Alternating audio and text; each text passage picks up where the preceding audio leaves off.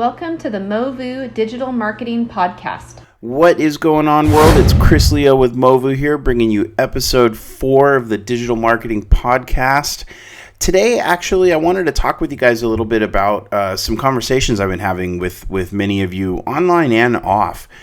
For the last couple of weeks, I've been writing about and also talking about on this podcast about how marketers are really messing up marketing. I'm not going to rehash that. If you haven't heard my rap on that, go ahead and you can listen to some of the prior podcasts or read some of my prior articles.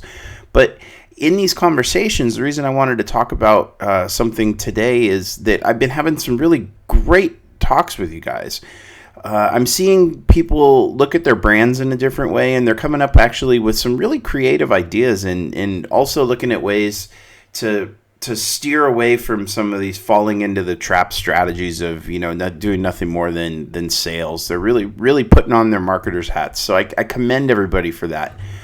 One of the things, though, that I noticed was really interesting was once we start, diving into these conversations and we start talking about the different creative ideas that they come up with, there's kind of one of these what next kind of moments that happens. And I get it. I mean, once you have great content, there is that, okay, what am I going to do next? But there's also on the other side, as we've talked about, it's an attention economy, and you're trying to get people to part with their attention. And how do you do that, especially if you happen to be in a noisy market segment? How do you keep your engagement going with your audience? Especially if you're a small business, how do you compete with these giant brands that are just content powerhouses that are just cranking stuff out day in and day out and over and over? And the truth is, these are all really good questions. You absolutely need to have daily, regular content going out through all your digital channels.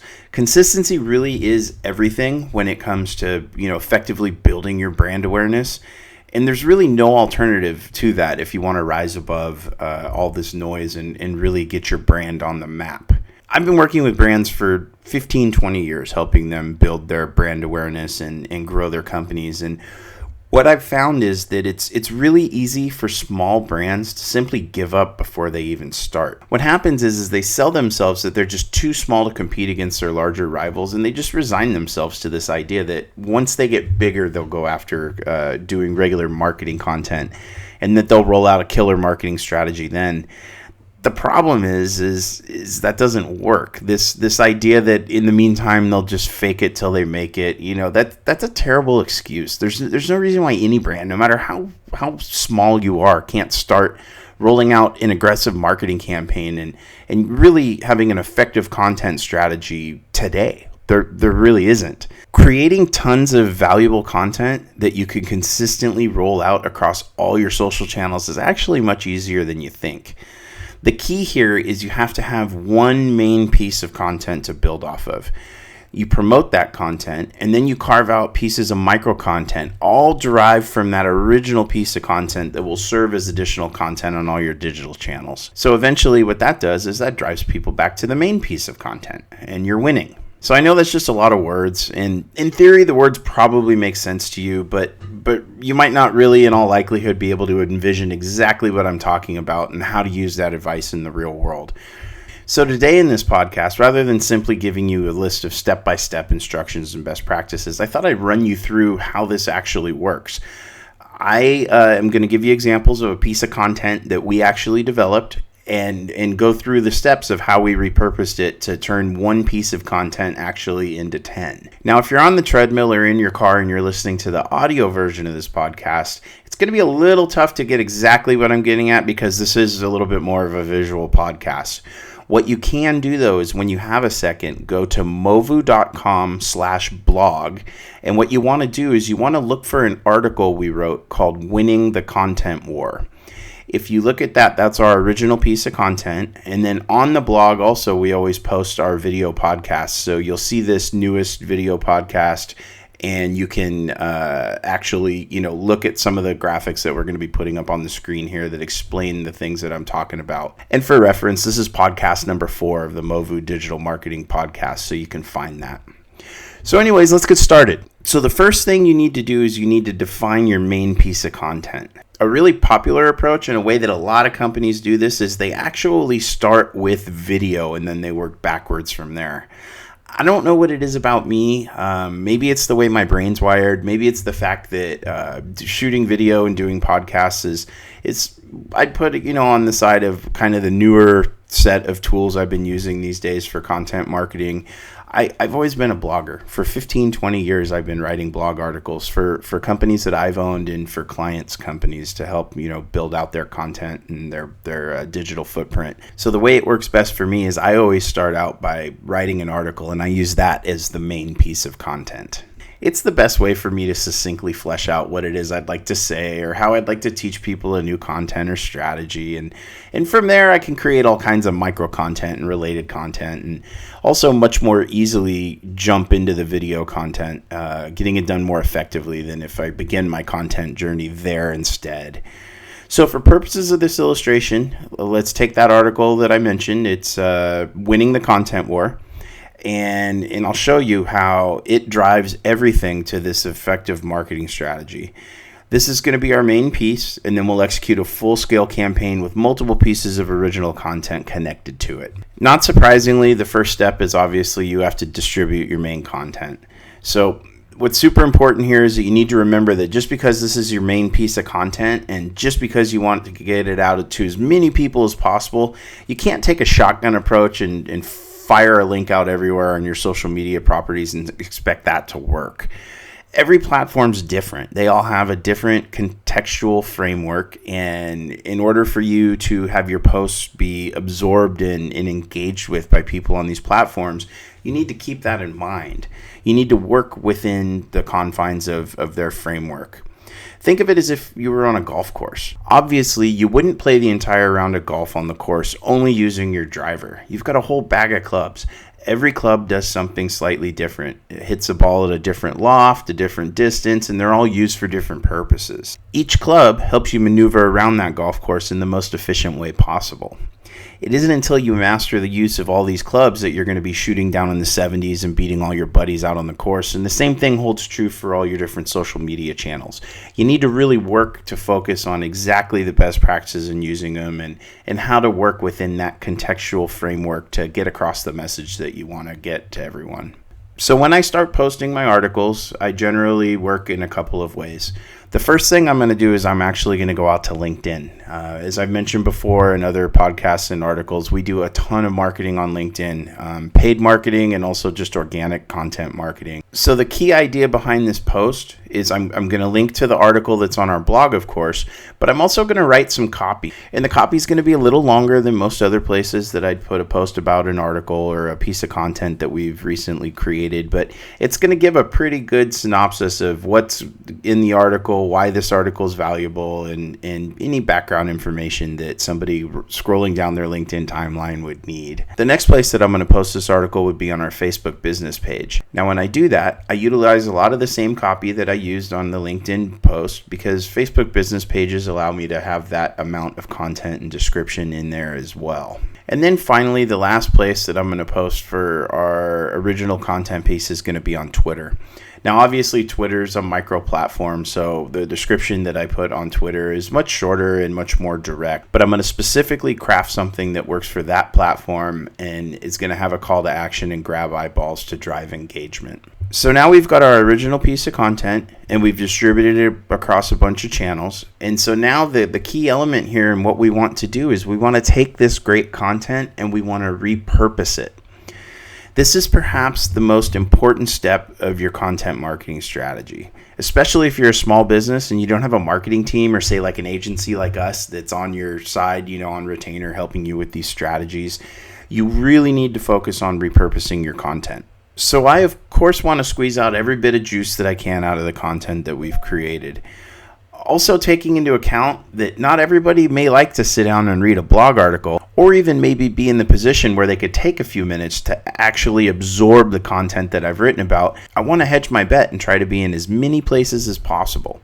This is where the new podcast that we recently started actually comes into play. So for all those folks that might like to listen to audio while running on a treadmill, Or maybe those that like to watch YouTube videos when they get home from work in the evening. I take that main piece of content and I turn it into a podcast. When I produce this piece of content, I actually shoot the video at the same time, upload it to our YouTube channel, and then take the audio and upload it to SoundCloud, Stitcher, Google Play, Spotify, iTunes. Basically what I've done is I've taken a single piece of content and now I've turned it into 3. The next thing I'm going to do is I'm going to take some key points out of the original content. There's always some takeaways or a sentence or two that just are really striking and will grab somebody's attention. What I do is I take those phrases from the article, or if it's maybe something I said while I was recording this podcast, and I'll yank those out and I repurpose those into shareable images and micro video clips that I can use to drive people to my main content through targeted digital ads and organic posts. As you can see, for instance, in this Instagram post, I took an excerpt from my article and I created a graphic. I then took a paragraph from the article and used it as the content in the post. In this case, this is just a social organic post, but I also take this same type of content and I actually run targeted digital ads on Facebook, Instagram, LinkedIn, and I use that to broaden my reach and engagement. I use Photoshop when I create these graphics, but honestly, if you're not a Photoshop expert or maybe don't have a subscription to the Adobe Creative Suite, you can even use something as simple as Canva and create something like this on your own that'll look really high quality and be something that's on brand that you can use. For each piece of content I develop, I create 3 to 5 variations of these to help promote it. So now what we've done is we've moved from a single piece of content to 6 to 8 pieces of content. The last thing I do is I comb through the video content that I created and put on YouTube, and I make 1 or 2 mini videos. These videos aren't any longer than 15 to 20 seconds generally, and these videos point directly to a key point of the content, something that's attention grabbing, something that's going to make people want to absorb the main content. So I want it to be thought-provoking and get them to stop and engage with it. I publish these on Facebook, LinkedIn, and Instagram. And the idea behind these posts, just like the others, is just to get people interested so they'll click through to the main content. The difference with the video posts is where I'm directing them. I'm directing them to the video podcast that I've shot. And with the still frame posts, of course, I'm directing them to the blog article that I wrote. So again, something for everybody. If you don't like reading blogs, you can go to the video. If you don't like watching video or don't have time, you can also see my ad that talks about the article, so you can go to the article. So now, if you think about it, we're at 8 to 10 pieces of content that were generated off of one single main piece of content. In this case, it was my blog post. But again, it could be a video that you started with, or a white paper, or maybe you recorded yourself speaking at an event. Really, whatever you want, that you want to start just with that one main piece. And that's how you do it. So what I just went through, we started with one main piece of content, which was my blog post. And now I've developed 8 to 10 pieces of content based off of that main content piece. It does take time, but is in little, as I'd say, maybe 2 hours, you could actually go through this entire process from scratch to finished product and have 8 to 10 pieces of great content created and loaded up, ready to go to market your brand. Can you do more than 8 to 10? Of course you can. What I generally do is I look at the original piece of content and I look at its length, the teeth in it, like how much good content I could pull out of it and repurpose. The longer form pieces, obviously I might create 20 or 30 pieces of content.